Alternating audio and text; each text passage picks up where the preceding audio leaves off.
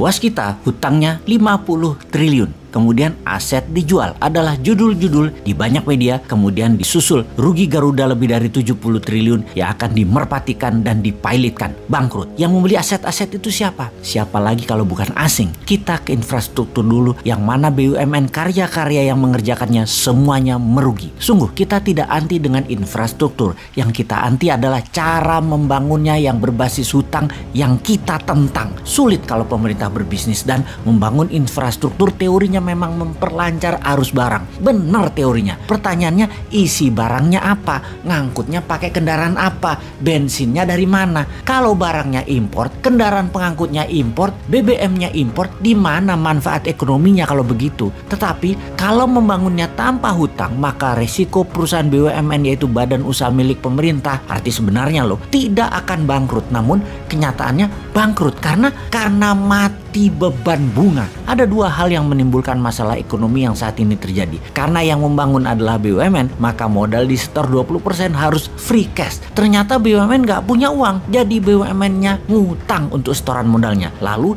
yang 80% sisanya cari pinjaman bank. Katakan bank BUMN juga. Maka proyek itu di markup agar 20% setoran yang pinjam tadi bisa dibayar, alias proyek itu sesungguhnya 100% adalah pakai pinjaman bunga bank. Karena memakai uang BUMN, maka sejak 5 tahun yang lalu bank-bank tidak memberikan kredit ke swasta, tetapi mementingkan proyek mercusuar infrastruktur gagah-gagahan agar terlihat mentereng, walau yang memakainya untuk konsumtif yang menghabiskan bahan bakar minyak yang impor. Bank-bank dipaksa membiayai proyek pemerintah tersebut sehingga sektor swasta terutama menengah bawah uangnya seret. Duit dikit beredar, hanya 44% dari PDB nasional. Niat memperkecil uang beredar itu kita paham, yaitu untuk merendahkan inflasi, di mana uang beredar dengan produksi harus seimbang. Karena produksinya nggak ada, maka uang beredar dikecilin. Strategi ini biasa disebut dengan nama quantitative tightening atau tight money policy. Kebijakan ini umum atau biasanya dilakukan oleh pejabat pemerintah yang anti swasta dan anti dunia bisnis. Tidak heran,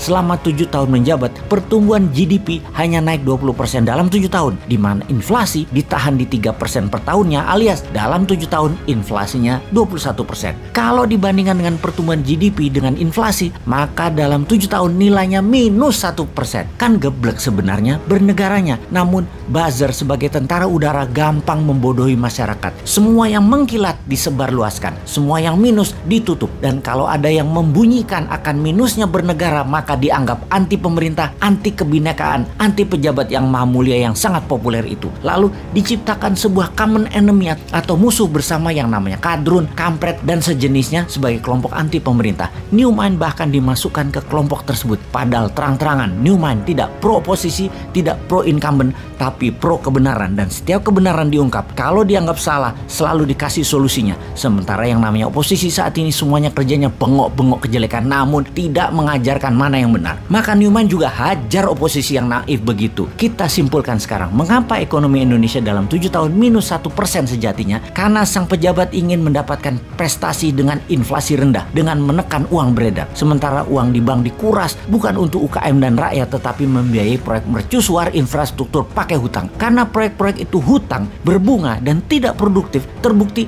rugi semuanya. Maka ini membuktikan secara perhitungan ekonomi, caranya membangun infrastruktur pakai hutang adalah kegeblekan hakiki. Yang efek selanjutnya, ekonomi menjadi melambat, produksi UKM menurun, dan hanya menjadi trader barang-barang Tiongkok untuk hidup. Maka yang terjadi selanjutnya adalah aset dijual ke asing atau ke swasta yang dekat dengan pejabat penguasa yang mainan uang, restructuring dana asing. Saat ini sebenarnya kalau masyarakat sadar di atas sana lagi bancaan nasional, bagi-bagi cuan. Yang heran, kok kalian sudah nggak kaya, nambah miskin, masih aja membela, mau cari yang lain gitu loh.